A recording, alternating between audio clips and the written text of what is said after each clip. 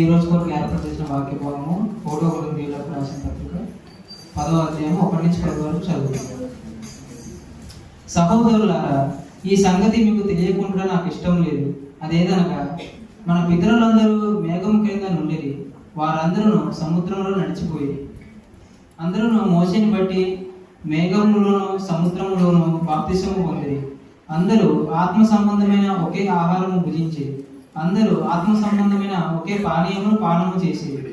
ఏలయనగా తమను వెంబడించిన ఆత్మ సంబంధమైన బండలోనిది త్రాగేది. ఆ బండ క్రీస్తే. అయితే వారిలో ఎక్కువ మంది దేవునికి ఇష్టలుగా ఉండకపోయారు కనుక అరణ్యంలో సంహరింపబడింది.